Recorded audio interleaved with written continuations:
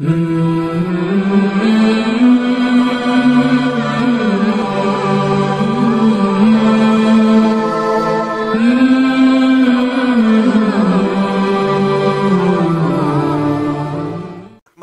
علی رسول الکریم بسم اللہ الرحمن الرحیم عن عائشہ رضی اللہ تعالی عنہ قالت قال رسول اللہ صلی اللہ علیہ وسلم ان من اکمل المؤمنین ایمانا احسنهم خلقا والطفهم باہلی صدق رسولہ النبی الکریم۔ ترمذی شریف کی یہ روایت ہے اور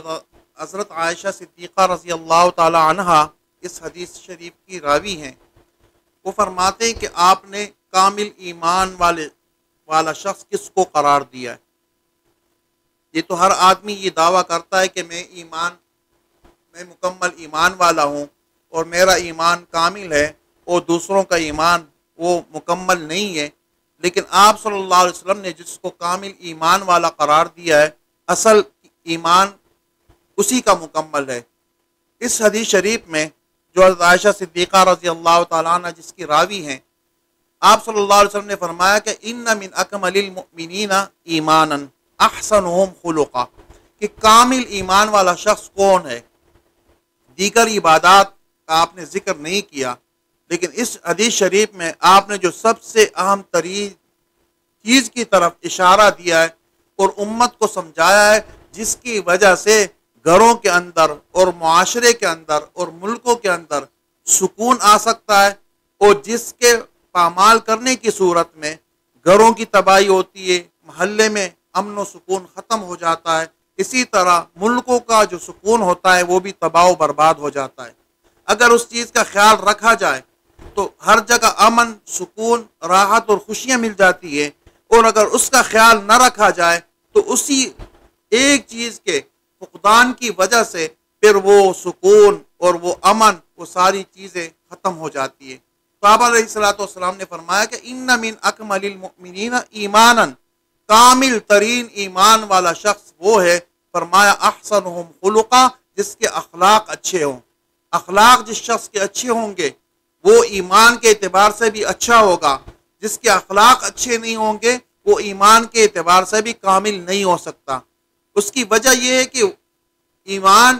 تب مکمل ہوگا اور اسلام تب مکمل ہوگا کہ اسلام سلامتی سے اور ایمان امن سے، جس سے دوسرے لوگ مامون ہو، جس سے دوسرے لوگ سلامتی میں رہے۔ اصل ایمان اور اصل مسلم اور اصل مومن وہی شخص ہے۔ اور اخلاق کی وجہ سے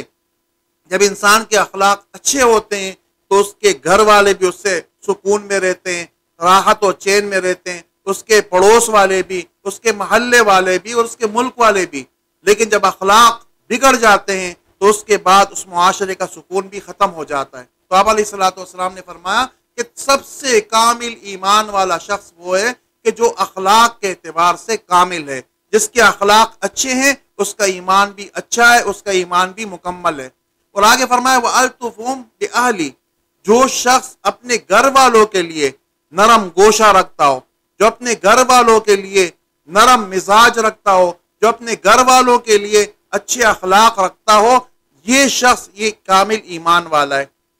اور دوسری جگہ آپ علیہ السلام نے فرمایا کہ خیرکم خیرکم لأہلہ وأنا خیرکم لأہلی، کہ تم میں سے بہترین شخص کون ہے؟ فرمایا کہ تم میں سے بہترین شخص وہ ہے خیرکم لأہلہ، جو اپنے گھر والوں کے ساتھ اچھا ہو۔ گھر والوں کے ساتھ اچھا ہونے والا شخص ہی اصل میں آپ علیہ السلام کی نظروں میں اچھا شخص ہے۔ آپ نے فرمایا کہ بہترین شخص وہ ہے جو گھر والوں کے ساتھ بہترین ہو، اور بدترین شخص وہ ہے جو گھر والوں کے ساتھ بدتر ہو۔ اور آپ علیہ السلام نے فرمایا وَأَنَا خَيْرُكُمْ لِأَهْلِي، میں اپنے گھر والوں کے ساتھ تم میں سے زیادہ بہتر ہوں، کہ تم کو بھی یہی سبق دیتا ہوں کہ میں اپنے گھر والوں کے ساتھ بہتر ہوں تو تم بھی اپنے گھر والوں کے ساتھ بہتر رہو، اور تم میں سے جو بہتر اپنے گھر والوں کے ساتھ ہوگا وہی شخص امت کا بہترین شخص ہے۔ تو آپ علیہ السلام نے